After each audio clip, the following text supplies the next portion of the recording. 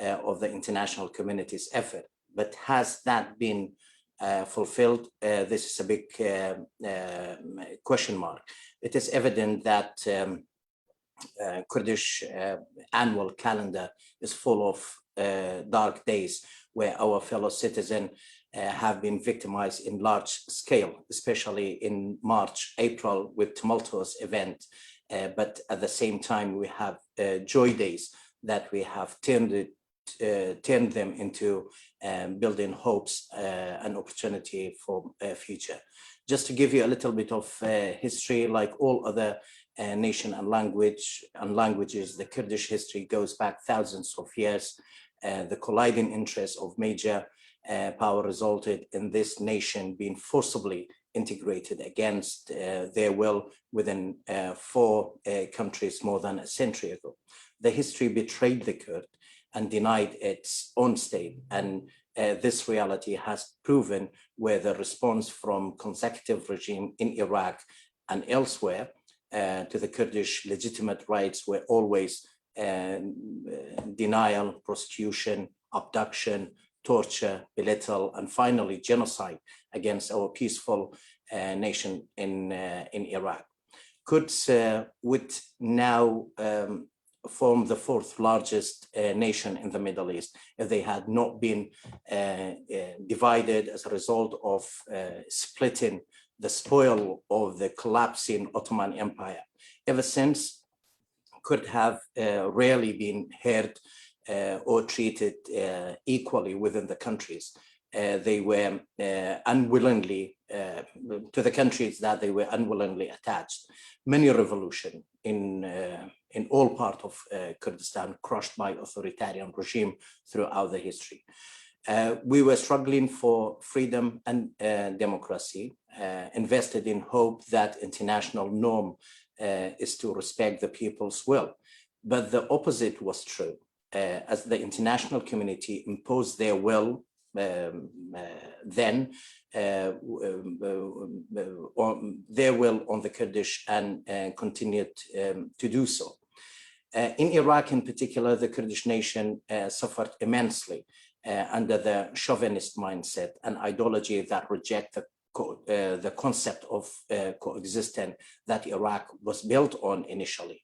The consecutive regime rejected the principle of democracy, freedom, and pluralism, and their only merciless solution to the Kurdish question was to ethnically cleanse the Kurdish nation and conceal their Kurdish voice of freedom forever. These crimes were only committed to destroy the Kurdish will and prevent them to exercise their democratic right.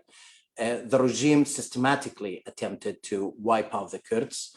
Notorious Anfal that we commemorate today in 1990, where it's happened in 1998 onward, was not the first attempt. It started well before that, from almost 60s. The bombardment of the city of Qaladzeh by the former Iraqi regime was an attempt to mass killing hundreds of civilians and targeting the University of Slemania, then located in Qaladzeh. Before Qaladzeh atrocity, we have witnessed a genocide committed against the Faili Kurd. The regime forcibly displaced them into Iran and elsewhere. Then the Barzani family's genocide, where 8,000 individuals were mass killed. On the many crimes committed, Halabja was the single worst atrocity in March, where it's happened in March 1988. Saddam chose the month of the Kurdish New Year to commit this barbaric crime against our people with the aim of not just killing thousands, but also to turn this happy month into a darkness and sadness time of the year for the Kurds, which is in a blink of an eye killed 5,000 innocent men, women, and children with poison gas and injured 10,000 more. That wasn't the end, but it was the beginning of the Abbas regime's wider despicable plan when they announced the Anfal campaign, which means spoil of war, a reference to Surah Al-Quran. He used one of the Surah Al-Quran in his attack against the Kurdish people. The Quran story depicting the glory of plundering an enemy's land. The Iraqi regime used this image to justify its extermination of the Kurdish people and the campaign to destroy Kurdish villages and cities between 1987 to 1988. This brutal and chauvinist act caused the death of more than 180,000 civilians and most buried alive. And also at least 1 million of the Kurdish population were displaced. Kurds were transferred to detention center, adult and teenagers being separated from the women and children and later killed or buried alive. But because the Kurdish nation is an indigenous and strong people with an ancient history, the dictatorship failed to destroy our nation. On the contrary, we have become an emerging democracy in the Middle East after the uprising of 1991, whose 31st anniversary were celebrated last month. In 1991, new circumstances emerged, made the international community to overturn the long establishing principle of non-intervention in the international affair of sovereign state to the notion of responsibility to protect, when the international community realized the atrocities and then decided that this crime cannot be allowed anymore.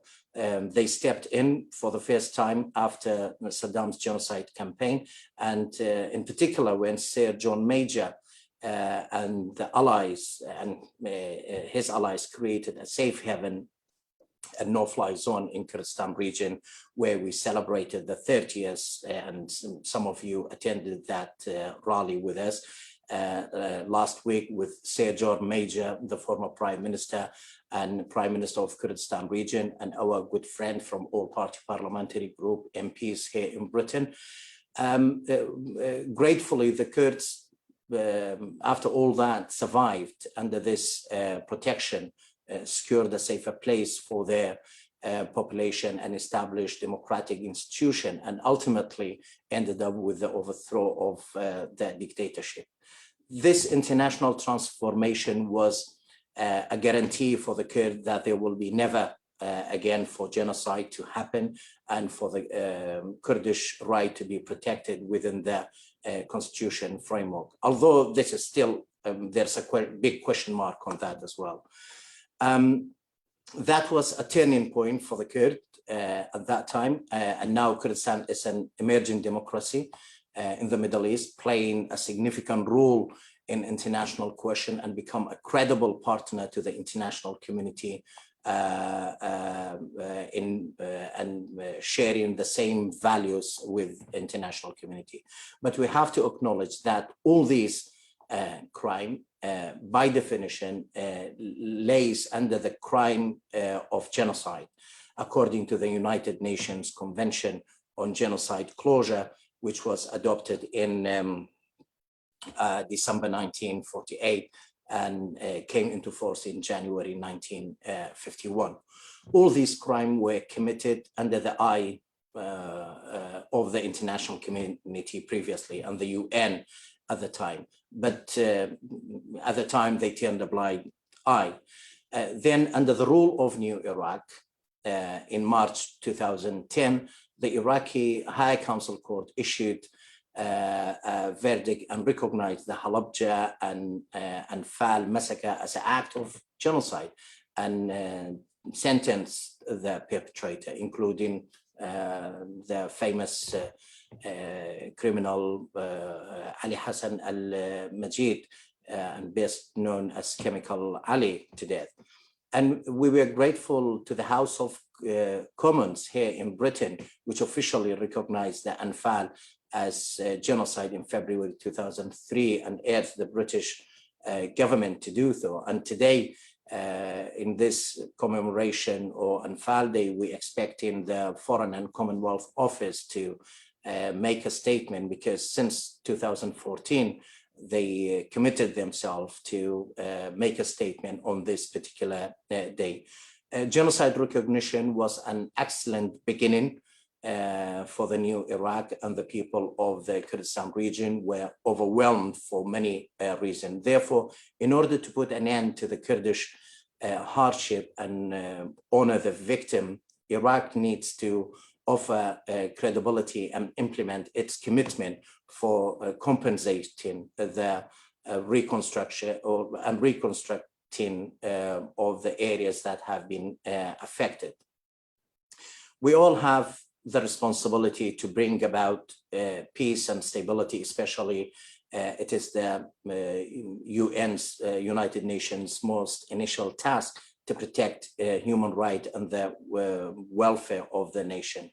We indeed continue to secure international recognition for the crimes committed against the Kurdish people, regardless of what challenges we endure to ensure such inhuman and cruel act of terror are prevented from ever happening again. Formally recognizing genocide allows the victim's soul to rest in peace and comfort their relative and the survivor, and depends the solidarity we still need in rebuilding our society.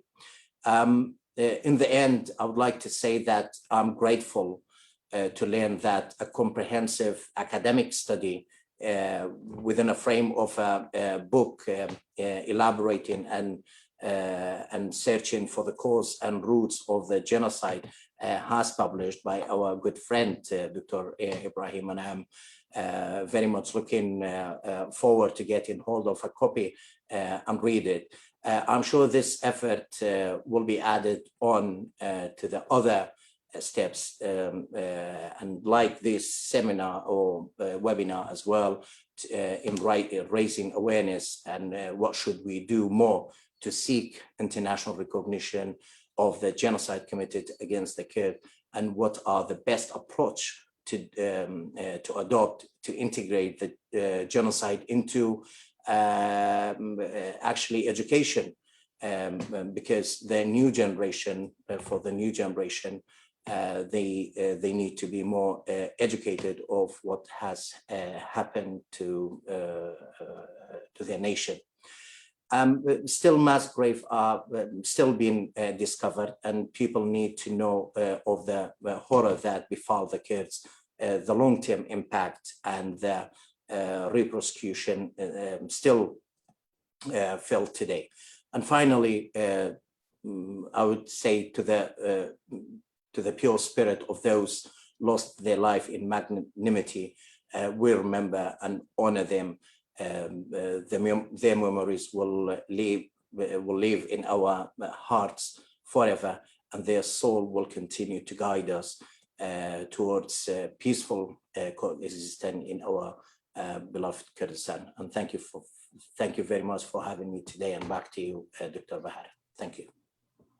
Thank you so much for your speech, Mr. Tahir. We really appreciate your support in this event, and thank you so much for talking about the historical background, reminding us again what happened and what can we do to increase international recognition.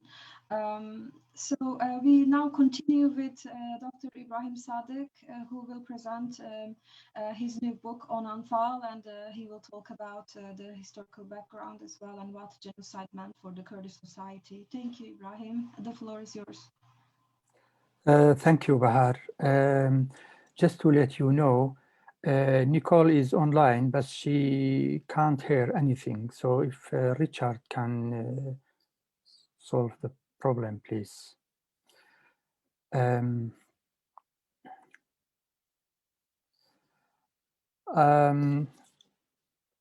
going through some short outlines of my book, not taking your time too much. It has been said, never again. It has been said by international organizations, by many other organizations, that genocide should not be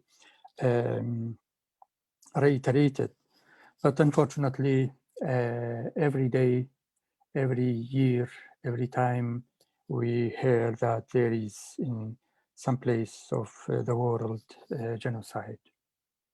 This is the book of the cover of the book, origins of the Kurdish genocide. Actually, the origins of the book was my thesis. The title of my thesis was Nation Building and Genocide as Civilizing and Decivilizing Process.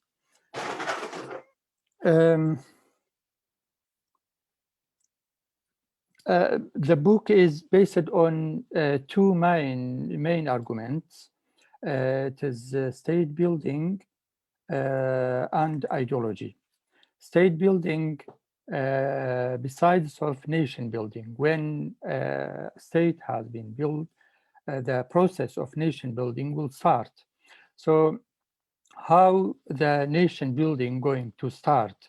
Who is the nation builder, and how they are going to building a nation? That is an important question I try to answer in this book as one of the causes of the genocide in Iraq. Beside this argument, the second argument is ideology. With the building of Iraq, there was an Arab elite in Iraq, including the king of Iraq. They came with the pan-Arab nationalism and Sunnism in Iraq. So they specifically, he has brought Sati al-Husari, who is described as the prophet of Arab nationalism. And he has been given the education of Iraq. So through around more than 35 years, they were building the nation in Iraq depend on the pan-Arab nationalism. Through this pan-Arab nationalism, the Baathism have been emerged. Ideology of Baathism is excluding all non-Arabs in Iraq. That was the process of Baathists. They want to build a pure Arab nation in Iraq. I used in the book, I used the theory of the civilizing process. The civilizing process is by a great sociologist, German sociologist, Norbert Elias.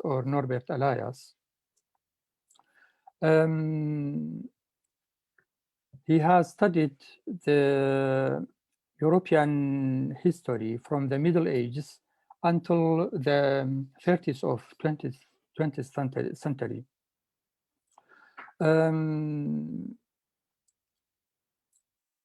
In his book, he has examined the civilizing process in relation to the nation building as possible ground to the decivilizing process. So the decivilizing process is going on side by side with civilizing process. It means that there is two directions in the civilizing process. The direction of civilizing process and the direction of de-civilizing process.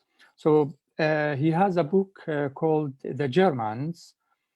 He studied the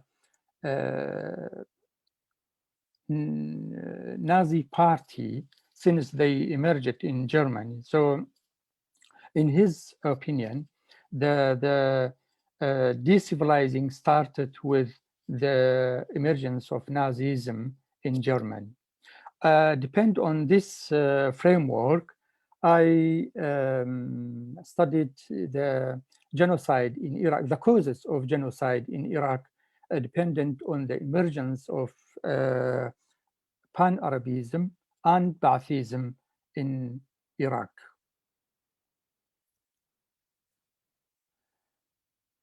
So as you know, the process of the Iraq started with the process of annexation of Mosul province to Arabic Iraq. There was a kind of imbalance between Shia Arabs and Sunni Arabs. So the king of Iraq requested from, at that time, from British colonialism to annex Mosul province to Iraq to gain a kind of balance between Sunnis and Shia Arabs. But that never happened in Iraq. There was always a kind of imbalance, and they have marginalized all non-Arabs in Iraq in this history.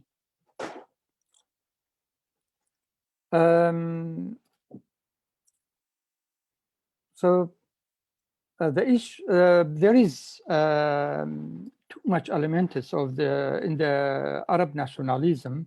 I'm not going to explain all of what they provided in their ideology, but in very short, the issue of culture in Ba'ath ideology, they considered all Muslim, even non-Arabs, all Muslims are as Arabs. They are serving the Arab history. Islam is Arab culture in the view of Michel Aflaq. And he said in his books that Kurds were serving the Arab history alongside the Arab history, but when the imperialism came to our region, they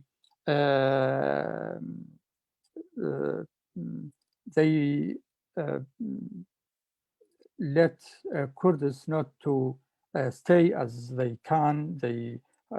So they took the Kurds to another direction against the Arab history or the Arab country. So in his view, non-Arabs has to follow the Arabism, the Arab issues in the Arab world.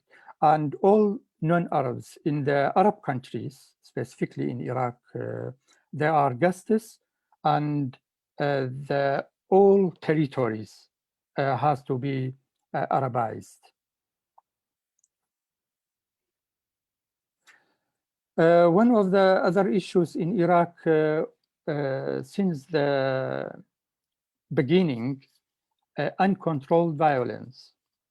Specifically, it has, after the collapse of the Kingdom of Iraq and in 1963 specifically, there has been a Ba'athist militia called Al-Haras al-Qawmi. The serious problems started with that date when the Baathists came to power in 1963. So Aras al-Qawmi, or the National Guard, they attacked the Kurdish villagers in Arbil, in Kirkuk, in Mosul, everywhere, and they killed many of them, and they expelled many of the Kurdish villagers, and so they committed atrocities at that time. And then when the Baathists came to power again in 1968, they established the People's Army, or Al-Jaysh al-Sha'bi. That militia estimated around 6,500 members of that militia. And beside of that, there was a mercenary system in Iraq. Always when the Baathists came to power, there was always a mercenary system. Or in English called jackass or something like that.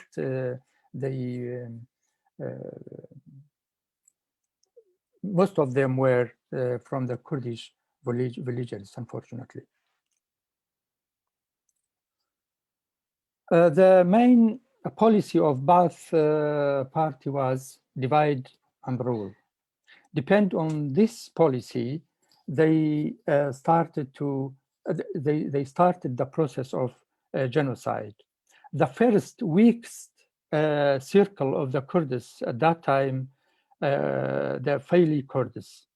It started in 1969 and 1970.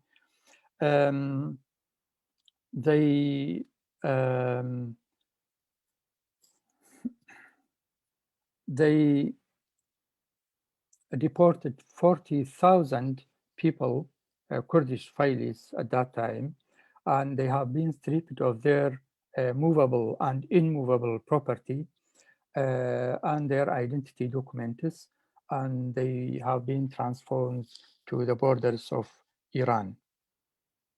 This campaign reiterated in 1980 again against the Faili Kurds. That time, that was the, we can say, final attack on the Faili Kurds, and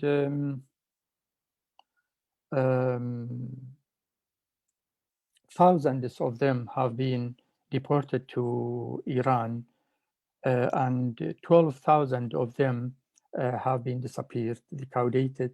Most of them were merchants, youths, and shopkeepers in Baghdad and around. The reason to genocide the Faili Kurds, they were living in Baghdad, and they were supporting Kurdish political movement. So Iraqi authorities consider them as a threat on the Iraqi state. The second campaign started after 1975. Thousands of Kurdish villages have been evacuated from rural villagers, rural people. So all rural areas in Kurdistan region have been targeted, and they have been transferred to forced camps around the big cities like Suleimania, Duhok, Arbil, and like that. So this, the all Kurdish rural areas have been evacuated, and we can consider also consider it as ecocide. All rural areas have been destructed, totally destructed, and there was no way to live in that areas. This is, we can say, the beginning of the main campaign for the genocide of the Kurds in Iraq. Of course, as Karwan also mentioned, the second campaign was against Barzanis. Barzani people were gathered in the, what I mentioned, forced campus around the big cities. They were in some places, in some campus in around Arbil and Soran town. So all these Barzanis who were living in these camps, they have been arrested and they have been took to the mass graves and disappeared forever. And at that time, Saddam Hussein has announced that they have been gone to the hell. So the main campaign, I called it as final solution, which Iraqi authorities called it the security solution. It is exactly, we can compare it with the final solution in Germany. There is many similar aspects with between security solution and final solution in Iraq. So there was a preparation before 1988. The first time in 1987 there was a specific legislation for that, and Ali Hassan al-Majid, Ali Chemical Ali, has been mentioned as the leader of the northern Iraq. He has all specialization of the president of Iraq. And then they identified all the areas of the targeted areas. They designated all the rural areas to be targeted. Then there was a census, and these targeted areas have been excluded from the census. So all those people who were living in these rural areas, they considered as foreigners. And then they attacked the areas. They arrested all those people who they could arrest, and then they brought them to the concentration camps. There was around between 10 to 15 concentration camps, and then those people in these concentration camps have been separated, men and women and children, and then they have been brought to the mass graves in southern Iraq or any other places in Iraq. So this is the main outlines of my book, and it is very quick outlines, and I hope that it will be published in May, and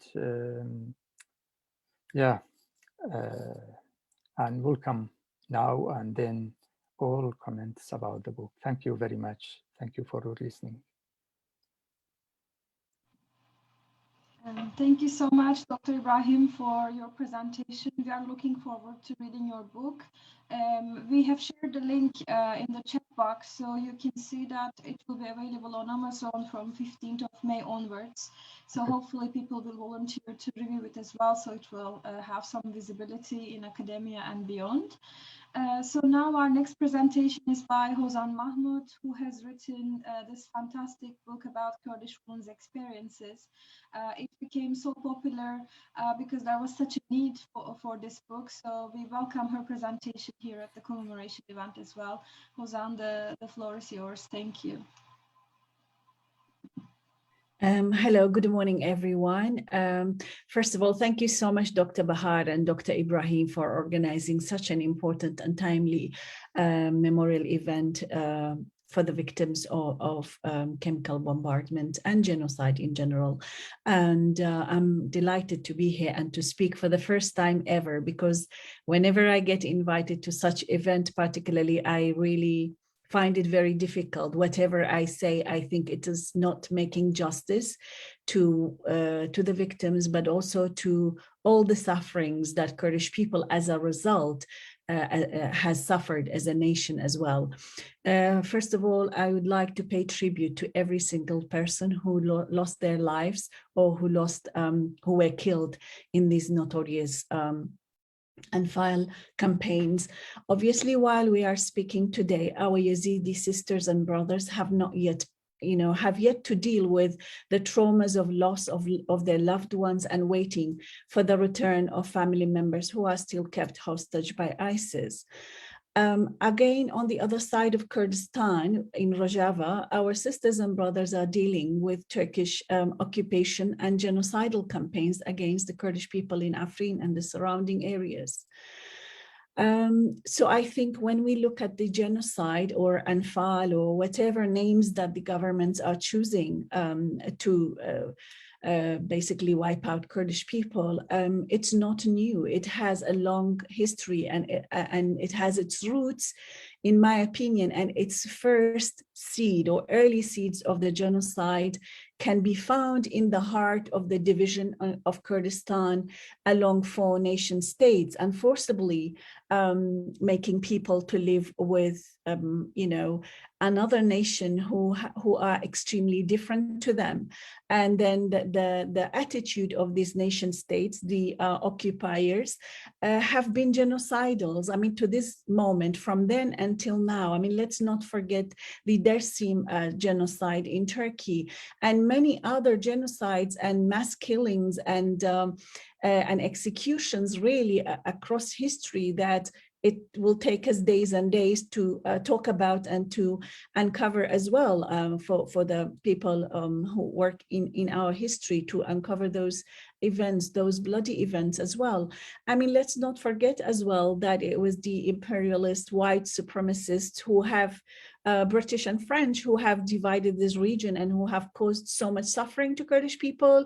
And also it was Winston Churchill first who have suggested to use chemical weapon against the uncivilized Kurdish people who were an obstacle to the formation of the so-called Iraqi nation state. I mean, these are all historical facts and we need to remember them and we need to say them.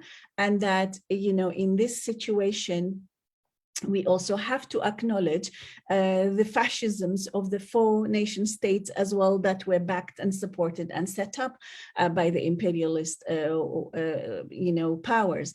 And I think to this day, generations after generations continue to pay the price for all these genocidal policies and genocidal politics, linguistically, culturally, and physically. And let alone that Kurdistan is still under occupation and colonization by 4 states.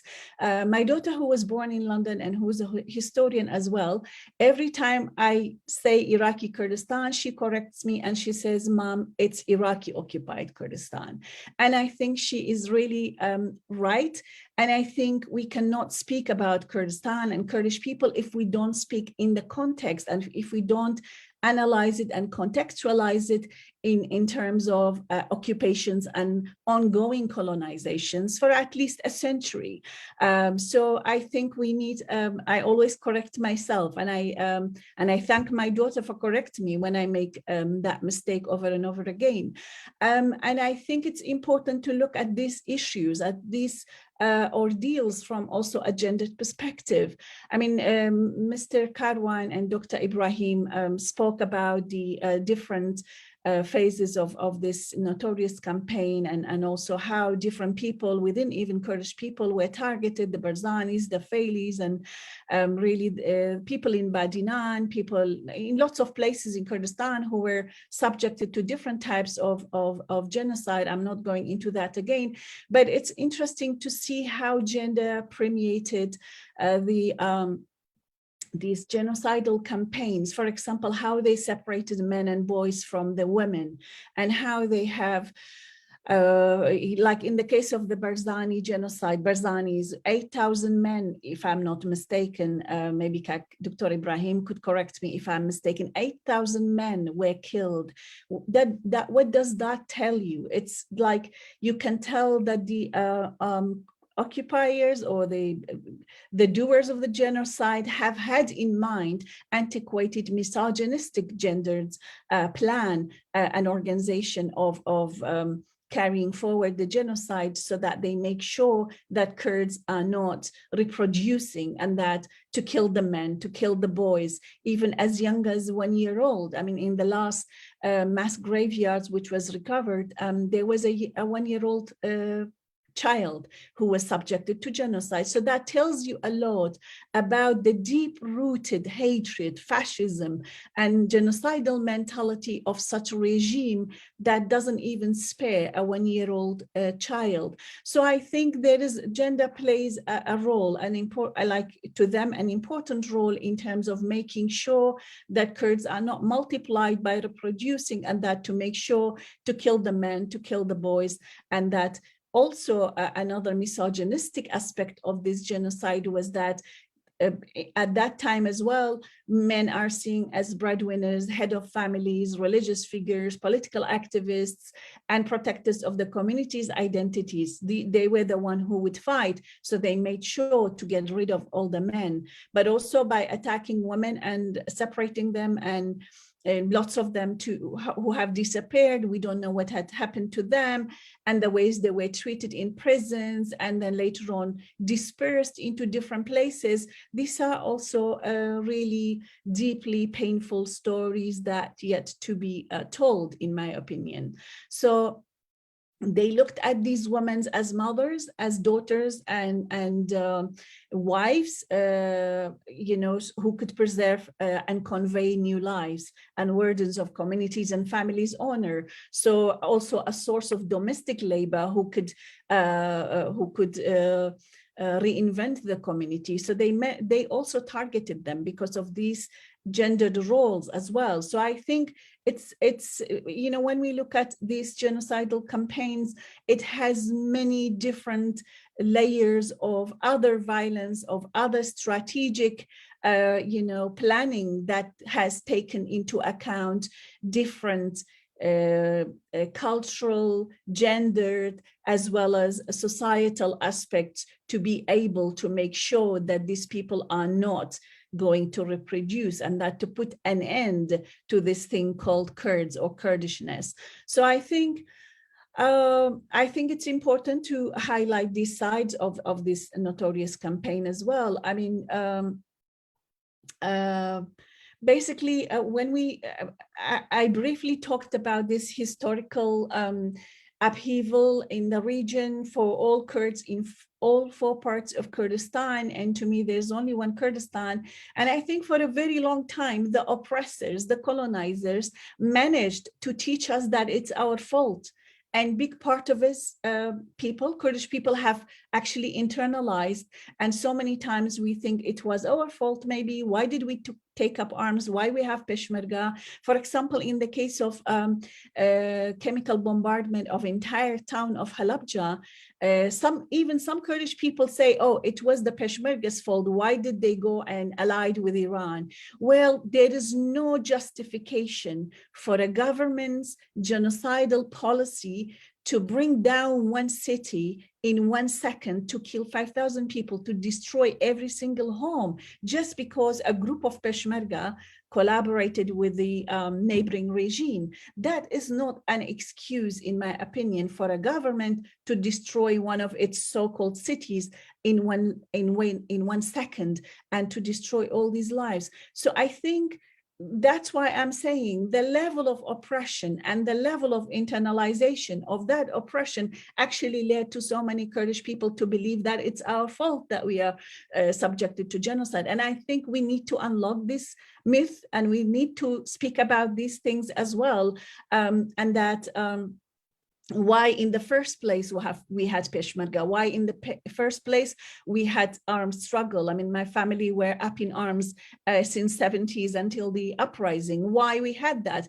Because there was a fascist regime that targeted the people, men and women, children, boys and girls, young and old, to basically annihilate them, to basically delete them and to suppress them forever. And I think every person who is honorable would not accept that. Yet the effect of the colonization and the internalization of that guilt is really, in my opinion, has affected Kurdish people themselves as well. And I think it's important to mention one other thing as well, that even Iranian city Sardasht was bombarded by the Iraqi regime at that time as well. And we need to remember that, but also one entire unit of the Iranian Kurdistan, Rojhalat, Komala organization, an entire unit called Shuan unit, Gurdani Shuan, who were also massacred with the chemical bombardment at that time. And actually, it's about time I show you the book Kurdish Women's Stories, and that there are 3 stories in this book that tells you. One of them is a woman survivor from the Gurdani Shuan, from the Shuan unit. She's the only survivor who in that entire unit, everybody was killed by the chemical bombardment during Halabja and Anfal. So I think it tells you a lot that how many Kurdish people, different Kurdish people, were affected by this. But also in this book, you will find out about how Kurdish women resisted, how they were resilient throughout this history, and how they have contributed to the armed struggle, to imprisonment, being resilient, not confessing on people, and putting up with a lot of pain and pressure, but also love for life in the face of 4 fascistic regimes that really targets them on daily basis. So I hope you read that book as well, but also let us commemorate, let us remember, let us see all the facts, and let us take into account all historical factors that has contributed to the division of Kurdistan, to the suffering of Kurdish people, and to the suffering of generations of Kurds. I mean, what's my daughter's fault, who wasn't even born in Kurdistan, to kind of live with the trauma, to live with the pain and with the suffering of our people, because it really is going from one generation to other. It is a psychological scar in every single Kurdish person's psyche. And I think we need to condemn such acts and actions, and we need to condemn also the silence on Afrin genocide, the silence on the invasion of Turkey and occupation of Rojava. And we really have to praise and to support and to extend unconditional solidarity with Kurdish struggles, particularly with Kurdish women's struggles as well. One thing I forgot at the end, I would like to mention also, there's another gender dimension of this division. We need to go back and see that there was this woman, Miss Bell, Gertrude Bell, who was involved in planning and reshaping of the map of the Middle East, and suggesting this so-called Iraq as a nation state, and forcibly joining Kurdistan, that part of Kurdistan, to Iraq. And interestingly, she was an Oxford-educated, white, middle-class woman who who was at least one of the planners and doers of this campaigns of dividing the nation. But also many years later, another Western educated, this time an Arab woman, who the Americans during the invasion called her Miss Germs. She was Western educated, going back to Iraq, making sure to develop chemical weapons to actually be used against Kurdish people. So I think it's really interesting, but also ironical, how women of both the white supremacist, but also of the nationalist, male patriarchal Arab chauvinist, have in both cases, women have been notoriously taking part in suppressing and subjecting Kurdish people to genocide. But on the other side, if we look at it in terms of gendered resistance, how Kurdish women have resisted all of these suppression and genocides and killings, and also how they were up in arms and they were resisting against patriarchal, fascistic, white supremacists on the other side, and their consequences of causing so much harm and so much pain to our people and to our Kurdish women in particular, because genocide, wars, and all these conflicts affects women differently, and sometimes even more, double the amount that it affects men. I mean, look at the women who have survived the genocide in Garmian and Kalar and Barzan and lots of other places, and how they have to put up with the burden of being alive, of waiting, of putting up, entire families and working and providing. And also one thing about the Iraqi government, I really think this same Iraqi government at the moment have exactly the same mentality that Saddam's regime had. And the confirmation of my claim is when we had the referendum a couple of years ago, the politicians were issuing statements so openly and publicly that some of them were even saying what Saddam did to Kurds were not even enough. So, these are the sentiments that is still ruling in Baghdad and in the current Iraqi regime. And I think we really need to take those statements and those attitudes seriously. And even on the side of the so-called Iraqi intelligentsia, I could see all these posters and all these comments and all these commentaries in Iraqi and Arab papers abroad and inside Iraq, how they were depicting Kurdistan in such derogatory terms and trivializing Kurds and humiliating them. And I think it's enough to tell us that the genocidal mentality is not only in the genocidal policies, but it's in the mind and mentality of a lot of so-called intelligentsia and the governing political parties in those countries. And I think we need to be mindful and we need to be aware of that and what we are surrounded with. And that's why I think we need to be far more vocal, far more outspoken, and far more wary of historical as well as current factors in our own oppression. And I think I should end it there. And thank you so much for listening. And thank you, Bahar and Dr. Ibrahim as well for this brilliant event. Thank you so much, Hozan, for this amazing talk. It was really moving, and I have read your book as soon as it was out. So thank you so much for showing us how resilient Kurdish women are, and for showing us that they are not just victims or passive receivers of policies and politics in the Middle East, but they have agency, and they're actually reacting to these things, and they are part of these political processes. So I recommend your book to everyone who is interested in Kurdish women's experiences, and it's just usually academics, when they work on these issues, we select quotes and then we interpret what people told us. So your book brings forward all these stories with their own words, and that's why it's really valuable. So thank you so much for your talk. So now we continue with Dr. Nicola Ashraf. Thank you so much for joining us despite all the technical difficulties. We are very happy to welcome you at our event. Hi everyone, and good morning. I don't know if you are listening to me or not, because I couldn't hear anyone, and I also attending the conference by the live stream.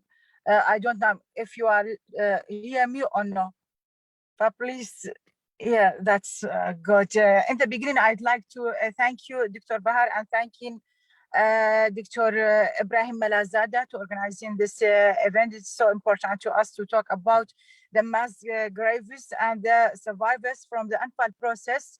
I would like to specify my talking about the mass graves which it found last year in 2019 in Samawa, which it was contain human women and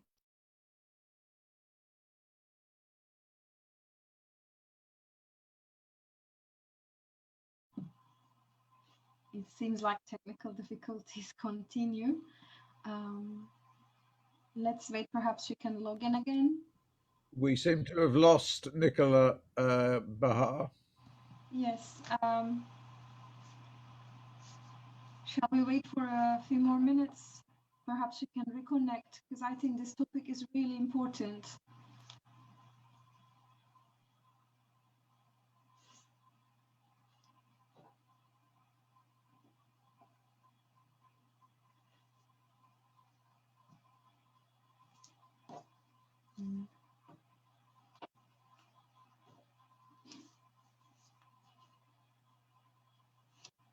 She's back,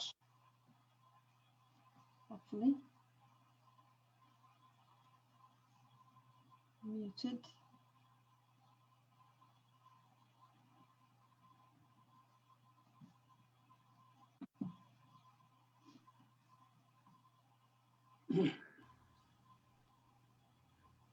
I've just readmitted her, so she should be back in.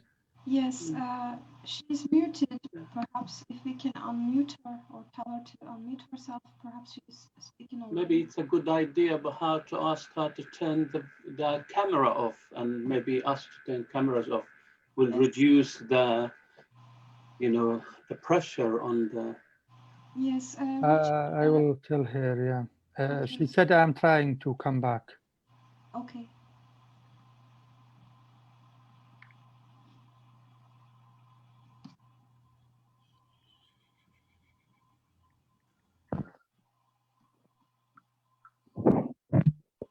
Yes. Here you are. Welcome back, Nicola.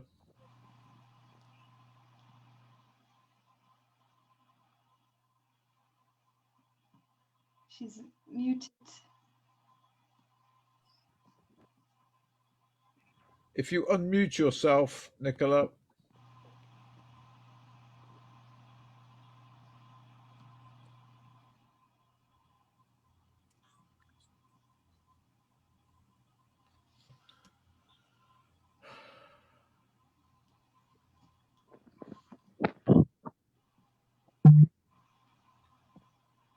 Yes, we see her now.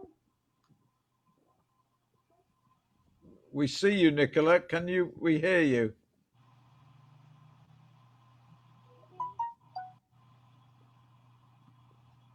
We cannot hear you, Nicola.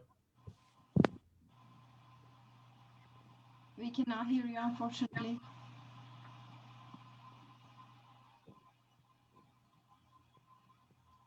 No.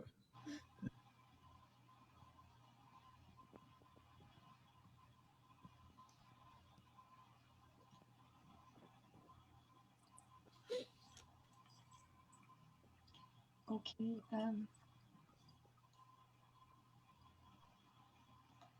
And she cannot hear us, she said, right?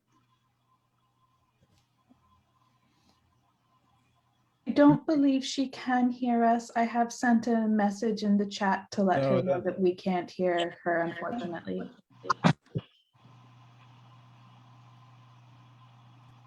Okay. If she cannot give her presentation live at the moment, we can record her presentation and add it to our YouTube page later. Yeah. Because I think her topic was extremely important, because we always talk about what happened in the past, but the impact of the genocide is still going on, and the issue of mass graves is really important. No, Nicola, unfortunately.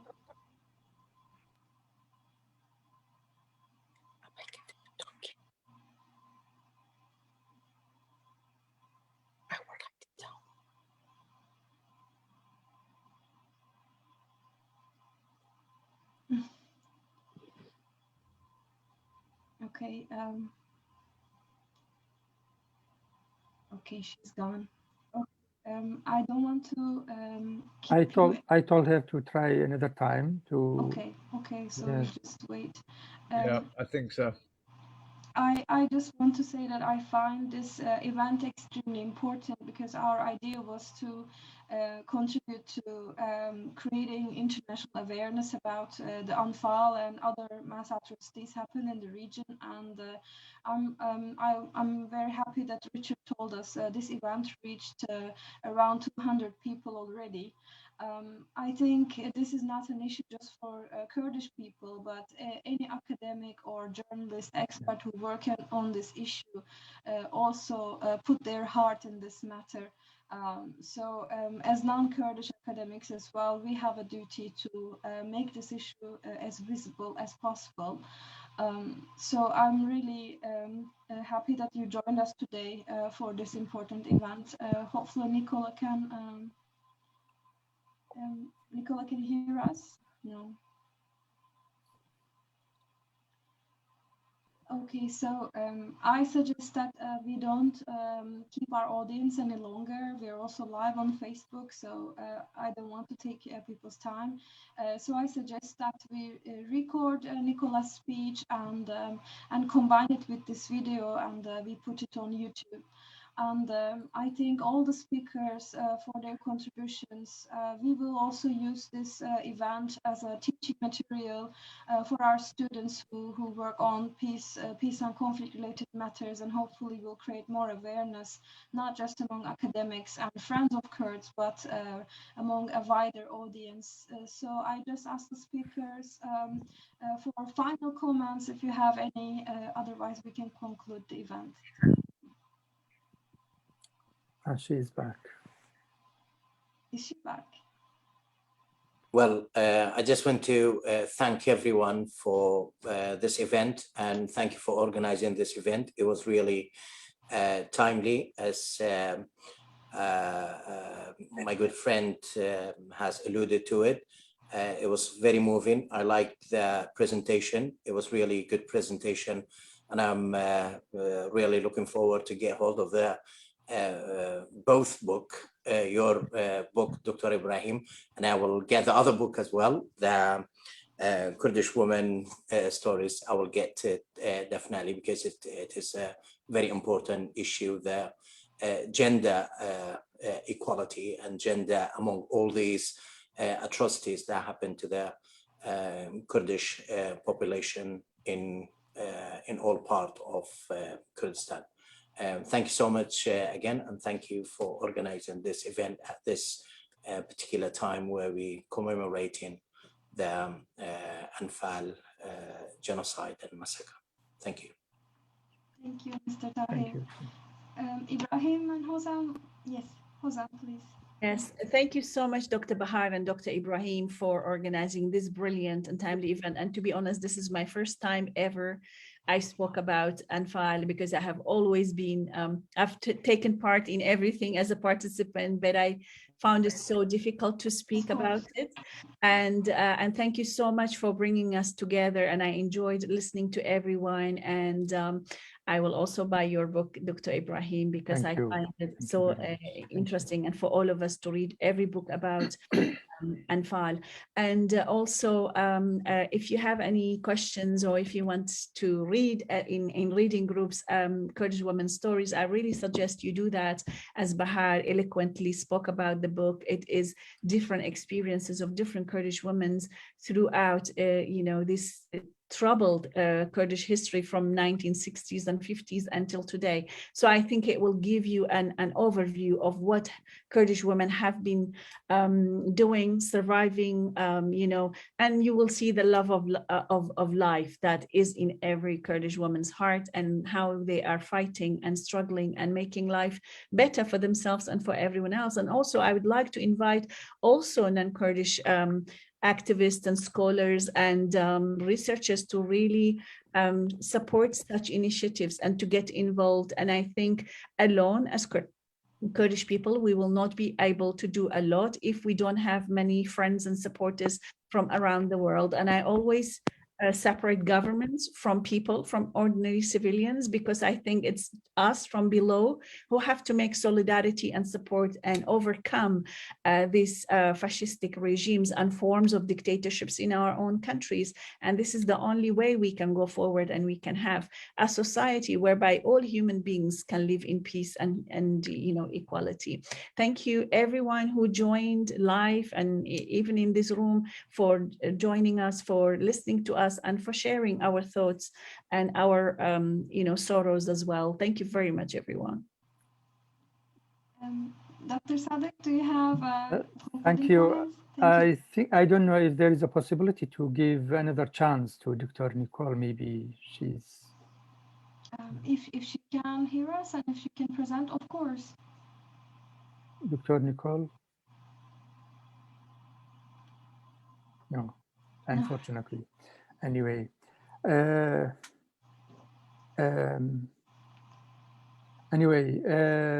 thank you very much, Dr. Bahar, for your efforts, and thank you for Richard for his supporting and organizing these technical issues for us. Thank you for all of you for the participation, and I hope that we can.